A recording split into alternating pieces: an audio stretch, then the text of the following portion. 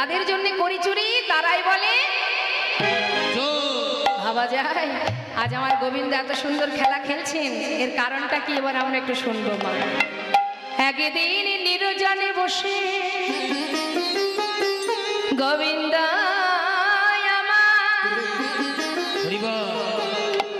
তিনি মনে মনে ভাবে এ জগতে সবাই আমায় এত ভালোবাসে, আমার চরণে ফুল তুলসী দিয়ে হে গোবিন্দ কৃপা করো বলে নয়নে জলে বুক ভাসায় কাঁদে। আমার চরণে পাবার লাগি কত যোগী মুনি ঋষি তারা বনে জঙ্গলে ধ্যান তপস্যা করে, আমার চরণে পাবার জন্য কত জীব ঘর ছেড়ে পথের পাগল হয়ে যায়। কিন্তু কেন এরা কেন এত ভালোবাসে আমায়? আমাকে ভালোবেসে কি সুখ পায় এরা, কি এত আনন্দ পায়? লীলার পাশে দাঁড়িয়ে মহাজন বললেন দয়াময়, তোমাকে যারা ভালোবাসে তারা জানে যে তোমাকে ভালোবাসলে কি সুখ। তুমি কি করে বুঝবে? কারণ তুমি তো স্বয়ং পূর্ণ ব্রহ্ম, স্বয়ং ভগবান তিনি। তাহলে সে কি করে বুঝবে ভক্ত তাকে ভালোবেসে কি সুখ পায়? তাই মহাজন বললেন দয়াময়, তোমার ভক্তরা তোমাকে ভালোবেসে কি সুখ পায় এটা যদি তোমার জানার ইচ্ছা থাকে তাহলে তোমাকে তো ভগবান হয়ে থাকলে হবে না। একটা আমাদের সামাজিক দৃষ্টান্ত দিই মা। মনে করুন একটা মিষ্টির দোকানের যিনি মালিক হন তিনি ছানা চিনি কারিগরের হাতে দিয়ে বলেন সন্দেশ রসগোল্লা তৈরি করো। এখন কারিগর জানে যে ছানা চিনি কিভাবে মিশিয়ে কয় পাক দিলে সন্দেশ হবে আর কয় পাক দিলে রসগোল্লা হবে। মালিক কিন্তু জানে না, জানে না। এখন মালিক যদি ভাবে যে কিভাবে সন্দেশ রসগোল্লা তৈরি হয় আমি জানতে চাই, তাহলে কি মালিকের আসনে বসে থাকলে জানতে পারবে? সে যদি কারিগরের আসন যদি ধরতে পারে, কারিগরের আসন যদি গ্রহণ করতে পারে, তবেই কিন্তু সে জানতে পারবে কিভাবে সন্দেশ বা রসগোল্লা তৈরি হয়। তাই মহাজন বললেন প্রভু তুমি যদি ভক্তের ভক্তি রস আস্বাদন করতে চাও, ভক্তের চরণধুলি পেতে চাও, তাহলে ভগবান থেকে তোমাকে ভক্ত হতে হবে। আর ভক্ত হয়ে যদি ভক্ত চরণ সেবা করতে পারো সেদিনই বুঝবে চরণ সেবায় কি আনন্দ। তাই তো আজ তার এই সুন্দর খেলা। তিনি কি করলেন? নিজে চোর সাজলেন, আর যেই চোর সেজেছে সখাগণের আনন্দ ধরছে না। কানাই নিতই নিতই তুই কাঁধে উঠিস, আজ যখন তুই হেরেছিস ভাই তোর কাঁধে আমরা উঠব। উঠেছে কে মা? প্রিয় সখা সুদামা এক কাঁধে বসেছে। আবার সামনে একটা চরণ পিছনে একটা চরণ, চুলগুলো মুঠো করে ধরেছে। কেন? কানাই যখন দৌড়াবে যদি পড়ে যায় ভালো করে ধরেছে। শাস্ত্রে বৈষ্ণব মহাজন পদাবলিতে বললেন রাখে হরি মারে কে, মারে হরি রাখে কে। এ জগতে কেউ যদি ভগবানকে ধরে তার কখনো না কখনো পড়ে গেলেও পড়ার ভয় থাকে, কিন্তু তিনি যদি কখনো কাউকে ধরে তার কি আর পড়ার ভয় থাকে? সুদামা কাঁধে উঠে বসে আছে। সুদামা রে লইয়া কৃষ্ণ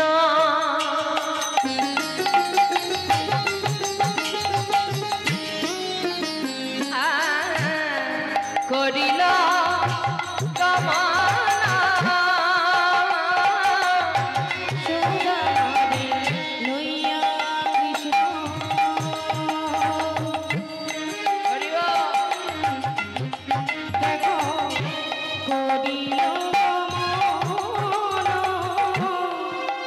একটা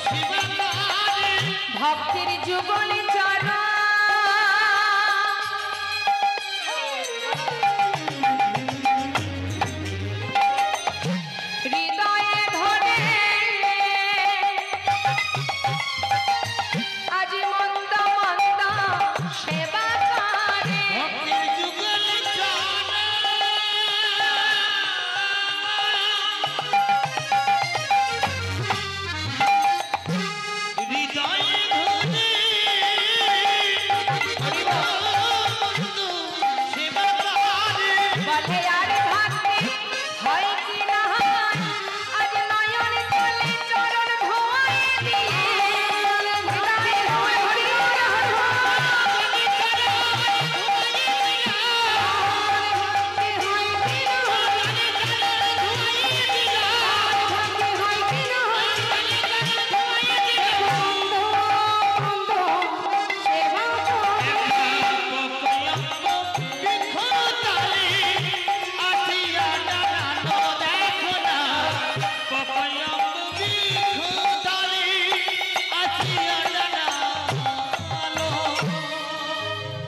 এমন ভাগ্য কয়জনার হতে পারে যার চরণ সেবা করছেন আমার গোবিন্দ, অনন্ত কোটি বিশ্ব ব্রহ্মাণ্ডের মালিক।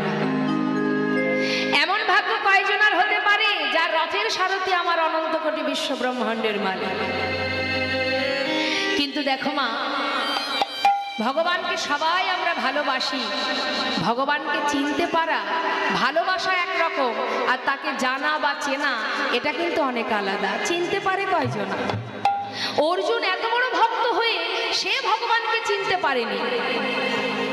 তাই কুরুক্ষেত্রের যুদ্ধের পর কৃষ্ণের রথে যখন যাচ্ছে অর্জুন বলছে, তুমি একটু দাঁড়াও মাধব, নিজে হাতে কত প্রাণী হত্যা করেছি, একবার গঙ্গা থেকে ডুব দিয়ে আসি। কেন? গঙ্গায় ডুব দিলে পাপ দূর হয়ে যায়, তাই তো?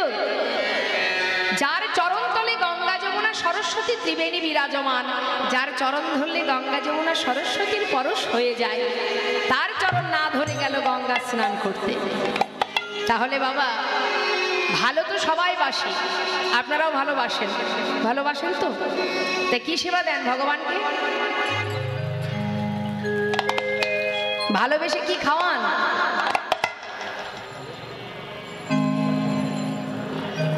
বলুন না, সত্যি কথা বলবেন, ভয় কিসে? ছোট ছোট সাদা সাদা কি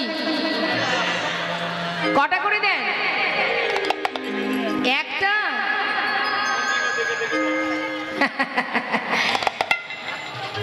তাহলে হ্যাঁ, বেশি পড়লে তুলে রেখে দেন। বেশ, বলছে দুটো পড়লে একটা তুলে রাখি। দেখুন আমরা কতখানি ভালোবাসি ভগবানকে, কিন্তু চাইবার বেলায় কম চাই। হ্যাঁ, কি চাই ভগবানের কাছে?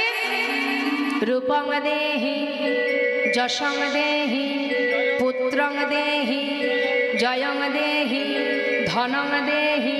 মানে পৃথিবীতে যা আছে সব যদি তুমি আমায় দিতে পারতে প্রভু, একবারও বলি না তুমি কোথায় আছো আমি জানি না, তুমি ভালো থাকো। ওই তো নকুল দানা শ্বাস, দুটো করে নকুল দানা কি একটা করে নকুল দানা 24 ঘন্টার মধ্যে খাবে খাবে, না খাবে না খাবে। তাহলে আমরাও ভগবানকে ভালোবাসি কি? আমরা ভক্ত? কি মনে হয় আমরা ভক্ত? অত সহজ নয়। ভক্ত বললেই ভক্ত হওয়া যায় না। তৃণাদপি শুনেছেন তরুরিব সহিষ্ণু নামানির মানদিন কীর্তনীয় সদা হরি। ভক্ত হতে গেলে আগে দীনতা রাখতে হবে, আর সেটাই আমাদের বড় অভাব।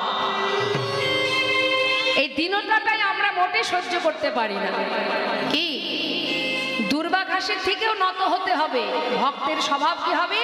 দুর্বাঘাস তার উপর দিয়ে যখন মারিয়ে যায়, সে যেমন মাথাটা নিচু করে আবার পরে মাথাটা উঁচু করে, কিন্তু তুমি করতে পারবে না, তার থেকেও তোমাকে নত হতে হবে। আর এটাই আমাদের মধ্যে নেই।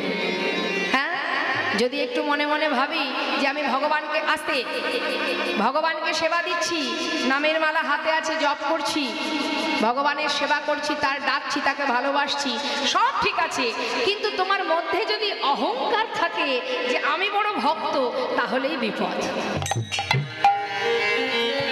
যারা যুগ যুগ ধরে সাধনা করছে যোগী মুনি ঋষি, তারা গোবিন্দের চরণ পাচ্ছে না, আর তুমি দিলে দুটো নকুল দানা আর ওই শশা যখন বাজারে সস্তা হয় তখন দুটো বাতাসা শশা, এতে কি আর ভক্ত হওয়া যায়? সবার আগে চাই শুদ্ধ ভক্তি। শুদ্ধ ভক্তি থাকতে হবে। আপনার যতটুকু আছে, আপনার 1 টাকা আছে, 2 টাকা আছে, 100 টাকা আছে, 500 টাকা আছে, আপনি পুরোটাই গোবিন্দ সেবায় দিচ্ছেন, দিন। আপনি মনে মনে ভাবছেন যার টাকা আছে তার ভগবান আছে, কথাটা ভুল। একটা তুলসী গাছ যদি একটা নোংরা জায়গাতেও হয়, তার পত্র দিয়ে কিন্তু ভগবানের সেবা হয়। তাহলে তোমার যেমন আছে যতটুকু আছে সেটা দিয়েই সেবা দাও। ভেবো না একটা পদ্ম ফুল পচা পাকের মধ্যে জন্মে, সে যদি গোবিন্দের পাদপদ্ম লাভ করতে পারে তাহলে তুমি কেন পারবে না? তোমার যেমন আছে ততটুকুই তুমি গোবিন্দের সেবায় দাও, কিন্তু তার পিছনে যেন কোনো উদ্দেশ্য না থাকে। উদ্দেশ্য ছাড়া ভগবানকে তো আমরা কিছু দিই না। এই যে কমিটির ভক্তবৃন্দ যারা আছে, দাঁড়ে দাঁড়ে কত কষ্ট করে ভিক্ষা করে, তাই না মা? আসতে তা দাঁড়ে দাঁড়ে যখন ভিক্ষা করে দেখবেন কেউ যদি দক্ষিণা দিতে চায়, এখানেই আছে, মানি ব্যাগের মধ্যে হাত একবার ঢুকলে সেটা বেরোতে অনেক দেরি হয়। কেন বলুন তো? খোঁজাখুঁজি চলে, এর মধ্যে ছোট আছে কোনটা, সেটা গোবিন্দকে দেব। ছোট টাকাটা গোবিন্দর জন্য। এখন গোবিন্দ বলছে, ওরে বোকা, তোর মানি ব্যাগে কত কি আছে সে তো আমি জানি, কারণ দিয়েছি তো আমি, আর আমার বেলায় কৃপণতা করছিস। তোর ঘরে কত আছে, ব্যাংকে কত আছে, সবই তো আমার দেওয়া, আমার বেলায় কৃপণতা? বেশ, তোকে দিয়েছি, তুই যদি সঠিক কাজে না লাগাস এমন একটা পোকা ফল তোকে দেব। ভগবানকে সেবা দিলে, ভগবানকে ভালোবাসলে তিনি তো একটা আশীর্বাদ স্বরূপ ফল দেবে। ফল রূপে পুত্র কন্যা ডাল ভাঙি পড়ে। তা যে ফলটা আমি দেব তোকে, ওই ফলটা পেয়ে, পোকা ফল পেয়ে তোর ডাক্তার বুদ্ধ করতে করতে সব ব্যাংকের টাকা ফাঁকা। তাই সাবধান, দিয়েছি কাজে লাগানোর জন্য, জমিয়ে রাখার জন্য নয়, পোকা ধরে যাবে। তাহলে ভগবানের সেবায় লাগো, ভগবানের সেবা দাও। আর কি, যদি এ জন্মে না করো পরের জন্মে তোমাকে ভিখারি করে পাঠিয়ে দেবে।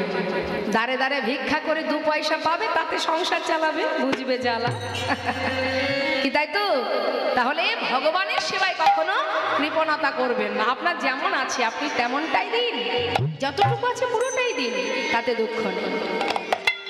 তাই আজ দেখুন আমার গোবিন্দ, তিনি ভক্তকে, এত বড় ভক্ত কয়জনা হতে পারে, সুদামার চরণ সেবা করছে, আর চরণের উপরে যখন জল পড়েছে সুদামা বলছে, কি ব্যাপার, পায়ে জল এলো কি করে, পায়ে জল এলো কি করে?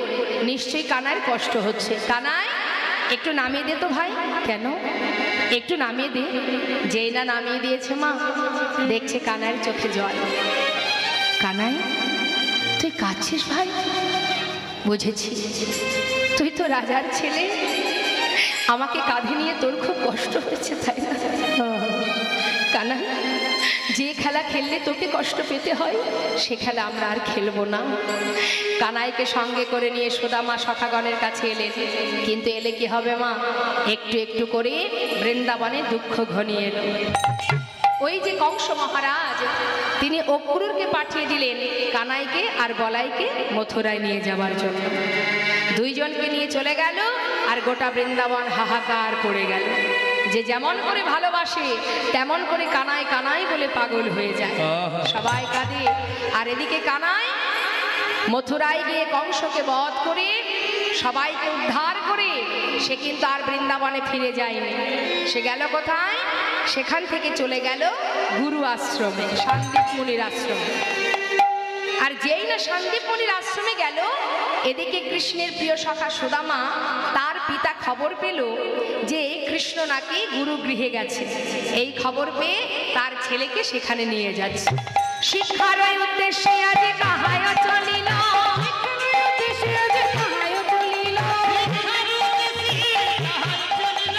বহুদিন পরে ভাই কানাইকে পাইল, বহুদিন পরে ভাই কানাইকে পাইল। আনন্দ ধরে না, আনন্দ ধরে না, আনন্দ ধরে না, কানাইকে কাছে পেয়ে আনন্দ ধরে না, কানাইকে কাছে পেয়ে আনন্দ ধরে না। বহুদিন পরে ভাই কানাইকে পাইল, বহুদিন পরে ভাই কানাইকে পাইল। যেই না কানাইকে কাছে পেয়েছে, সুদামা কানাইকে বুকের মধ্যে জড়িয়ে ধরেছে। বুকের মধ্যে জড়িয়ে ধরে বলছে, কানাই কোথায় ছিলি ভাই এতদিন? আমাকে তোর সঙ্গ ছাড়া করিস না কানাই। সবাই মিলে গুরুগৃহে বসে আছে। এমন সময় গুরুদেবকে আসতে দেখে সবাই বলছে, এই চুপ, বস বস বস, সবাই বস, গুরুদেব আসছে। গুরুদেব যেই না পাঠশালায় ঢুকেছে, ঢোকা মাত্রই জিজ্ঞাসা করছে, কি রে সবাই কেমন আছো তোমরা? ভালো আছি, ভালো আছি। শুনলাম আমার পাঠশালায় নাকি 3 জন নতুন ছাত্র ঢুকেছো। হ্যাঁ হ্যাঁ কই দেখি হাত তোলো, কে কে? এই যে আমি গুরুদেব। ও তোমরা 3 জন? হ্যাঁ হ্যাঁ। আচ্ছা আচ্ছা আচ্ছা। তোমার নাম কি? আমার নাম গুরুদেব বলরাম। বলরাম। আর এদিকে এসো। তোমার নাম কি? ঠিক করে বলো। কৃষ্ণ। তোমার নাম কৃষ্ণ? বেশ, মনে হচ্ছে কৃষ্ণ। আর তোমার নাম? সুদামা। আচ্ছা, তোমরা 3 জন আমার পাঠশালায় নতুন, তাই তো? বেশ। তোমার নাম কি বললে? বলরাম, তাই তো? আর তুমি কি শিক্ষা নেবে আমার পাঠশালায়? আমি শিক্ষা নেব গুরুদেব ওই ধনুর্বিদ্যা। ধনুর্বিদ্যা মানে হাতে চালাতে চাই। আচ্ছা আচ্ছা। তাহলে তুমি ধনুর্বিদ্যা শিখবে। এই যে কৃষ্ণ, এদিকে এসো। তুমি কি শিক্ষা নেবে বলো? রাজনীতি। ভালো চলছে। বললেন গুরুদেব আমি ওই ধনুর্বিদ্যাও শিখবো না, গদাবিদ্যাও শিখবো না, আমি রাজনীতিবিদ্যা শিখবো। বেশ। আর তুমি কি শিখবে? তুমি বেদ শিক্ষা পাবে। নিতাই গৌর হরি বল। যারা বেদ পাঠ করে, বেদ অধ্যয়ন করেন, তাদেরকে বলা হয় বিপ্র।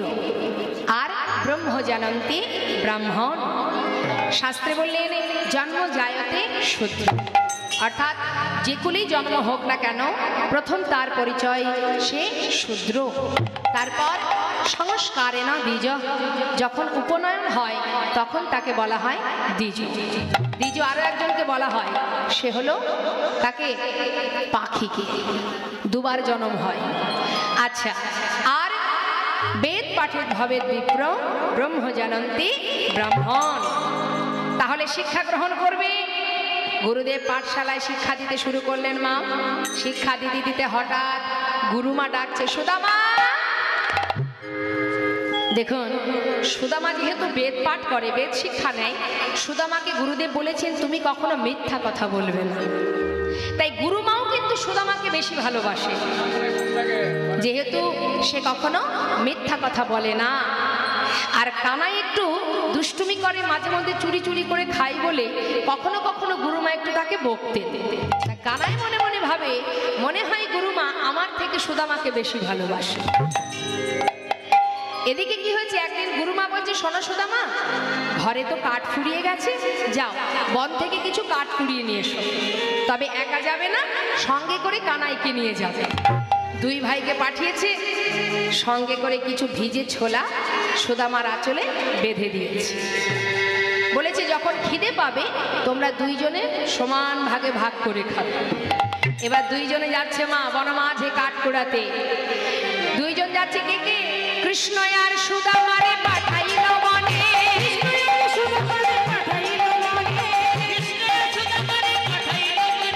কাটালিতে চলে সবে আনন্দিত মনে।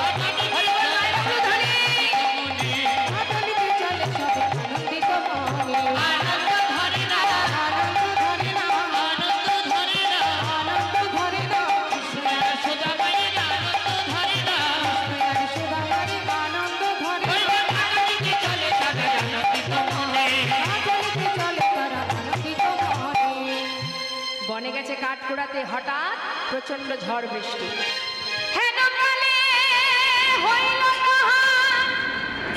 ঝড়ে ভয়ঙ্কর, চারিদিকে ভরিল ঘন অন্ধকার।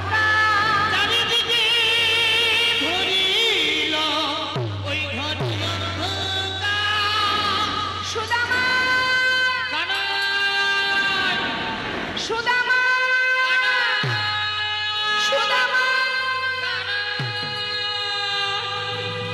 2 জন একে অপরকে জড়িয়ে ধরেছে, বলছি কানাই ভয় পাস না, আমি তো আছি, আমি তো রঙে এতটুকু আঘাত লাগতে দেব না।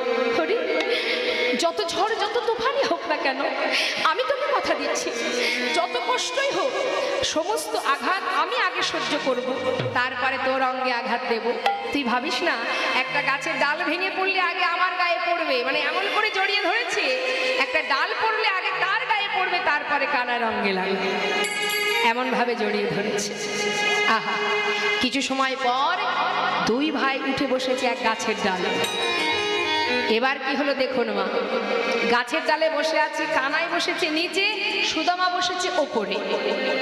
হঠাৎ সুদামা চিন্তা করছে প্রচন্ড খিদে পেয়েছি, মা যে ছোলা পাঠিয়েছিল একটু ছোলা খাই, এই ভেবে যেই না মুখে দিতে যাবে হঠাৎ মনে পড়ে গেল তাই তো মা বলেছিল কানাইকে দিয়ে খেতে, কিন্তু কানাইটা নিচের ডালে দেব কি করে, এখন দুটো খাই আর বাকিটা নিচে নেমে কানাইকে দিয়ে দেব। এই ভেবে একটা একটা করে খাচ্ছে, আর ওই যে বৃষ্টি হচ্ছে তো প্রচন্ড ঠান্ডা, ঠক ঠক করে কাঁপছে, কাঁপতে কাঁপতে একটা দুটো গালে দিচ্ছে আর দুটো একটা করে নিচে পড়ে যাচ্ছে। আর পড়ছে কিভাবে মা, ঠিক কানাই যে ডালে বসে আছে তার চোখের সামনে দিয়ে পড়ছে। কানাই মনে মনে চিন্তা করছে নিশ্চয়ই সুদামা ছোলা খাচ্ছে, বেশ। হঠাৎ কানাই ডেকে উঠলেন, বন্ধু, এই সুদামা, আমার প্রচন্ড খিদে পেয়েছে ভাই, তোর কাছে যে ছোলা ছিল আছে তো? হঠাৎ কানাই বলছে কি কিলে উত্তর দে, তোর ছোলা গুরুমা পাঠিয়েছিল আছে তো? হঠাৎ সুদামা বলছে, জানিস কানাই, ওই একটা ছোলাও তো নেই, এখন বলবো কি, জানিস তো কাঠ কুড়াতে কুড়াতে না কখন যে আঁচল থেকে ছোলাগুলো পড়ে গেছে আমি নিজেও জানি না ভাই। কানাই মনে মনে বললেন, তাহলে তুই মিথ্যা কথা বললি তো, যা, এই দিন দিন নাই রে ভাই, আবার আসবে দিন। এটাই কিন্তু সুদামার এক অপরাধ। ঠিক তার পরের দিন কানাই সুদামাকে ডাকছে, বন্ধু শোন, তুই আমাকে কতটা ভালোবাসিস? সুদামা বলছে, আমার প্রাণের থেকে বেশি তোকে ভালোবাসি। আচ্ছা, আমি যদি কিছু চাই আমাকে দিবি? নিশ্চয়, তুই যদি আমার প্রাণটা চাস আমি প্রাণটাই তোকে দিয়ে দেব, প্রাণ দিতে হবে না। আজ আমি তোর কাছে একটা জিনিস চাইবো, তুই কিন্তু দিবি। বেশ, বল কি চাস? ওই দেখ রন্ধনশালায় মা মানে গুরুমা নাড়ু তৈরি করে রেখেছে, তুই তো জানিস আমি একটু নাড়ু খেতে ভালোবাসি, আমার জন্য দুটো নাড়ু এনে দে না ভাই। সুদামা বলছে, এই ব্যাপার, ঠিক আছে তুই বস, আমি মাকে গিয়ে বলি, মা আমাকে দিলে তোকে দিয়ে দেব। না, এইভাবে আনলে হবে না, চুরি করে আনতে হবে। চুরি করে? আমি তো চুরি বিদ্যা শিখিনি কানাই। আমার গুরুদেব আমাকে বলেছে যে মুখে বেদ পাঠ হয় সেই মুখে কখনো মিথ্যা কথা বলতে নেই। আমি তো কোনোদিনই চুরি বিদ্যা শিখিনি, আমি চুরি করবো কি করে? আমি পারবো না কানাই, আমাকে বলিস না। ও, এই তোর ভালোবাসা? এই তুই আমাকে ভালোবাসিস? এই নাকি আমার জন্য প্রাণ দিয়ে দিবি আর দুটো নাড়ু আনতে পারবি না? আচ্ছা ঠিক আছে, তুই বস, আমি এক্ষুনি যাবো আর আসবো। তবে একটা কথা, ও কানাই, তুই কিন্তু এইখানে বসে থাকবি, যদি দেখিস গুরুমা আসছে আমাকে একটু জানাস, আমি তাড়াতাড়ি করে সাবধান হয়ে যাব। ঠিক আছে ঠিক আছে, কোনো চিন্তা নেই, তুই বস, আমি চললাম। এবার কানাই বসে আছে, সুদামা ভিতরে গেছে। মা ভিতরে গিয়ে যেই না নাড়ুর পাত্রে দুটো নাড়ু হাত দিয়ে তুলেছে, হঠাৎ কানাই চিৎকার করে উঠেছে, গুরুমা, শিগগির এসো। প্রতিদিন তুমি মনে করো আমি নাড়ু চুরি করে খাই, আজ হাতে নাতে প্রমাণ, দেখে যাও কে তোমার ঘরে নাড়ু চুরি করে খায়। যেই না বলা, সুদামা ভয়ে ঠক ঠক করে কাঁপতে কাঁপতে বাইরে এসে বলছে, কানাই, হে তুই কি করলি ভাই? আমি তো তোকে আগেই বলেছি আমি চুরি করতে পারি না, আমি তো শুধু তোর জন্য চুরি করতে গিয়েছিলাম, অকারণে মায়ের কাছে তুই আমাকে চোর বানিয়ে দিলি। কানাই, আমার মা বলে তুই নাকি ভগবান, কিন্তু আজ আমার মায়ের কথা যদি সত্যি হয়ে থাকে, এই গুরু আশ্রমে দাঁড়িয়ে আমি তোর সামনে প্রতিজ্ঞা করলাম, অকারণে মায়ের কাছে তুই আমাকে চোর বানিয়ে দিলি। আমি তোর জন্য চুরি করেছিলাম কানাই, তোর কাছে যে যা চাই তুই নাকি তাকে তাই দিস, তুই নাকি ভগবান। আমি তো জানি না, যদি সত্যি তুই ভগবান হয়ে থাকিস, আজ এই গুরু আশ্রমে দাঁড়িয়ে আমি প্রতিজ্ঞা করলাম কানাই, জীবনে যদি দারিদ্রতার অন্ধকারে ডুবে মরেও যায়, কোনোদিন তোর কাছে দুহাত পেতে আমি কিচ্ছু চাই। এই প্রতিজ্ঞা রইল আমার, কিচ্ছু চাইব না আমি তোর কাছে। কানাই বলছে সুদামা, তাহলে আমিও প্রতিজ্ঞা করলাম, তুই যতদিন না চাইবি আমিও তোকে কিচ্ছু দেব না। এই হয়ে গেল প্রতিজ্ঞা। কিছুদিন পর গুরুগৃহ থেকে সকলেই চলে গেল আপন আপন ঘরে। গুরুদেব বললেন, তোমাদের শিক্ষা পূর্ণ হয়েছে, এবার তোমরা নিজ গন্তব্যস্থলে ফিরে যেতে পারো। সবাইকে পাঠিয়ে দিল। আর কৃষ্ণ কোথায় গেল মা? চলে গেল দ্বারকায়। দ্বারকায় গিয়ে তিনি রাজা হয়ে বসে রইলেন।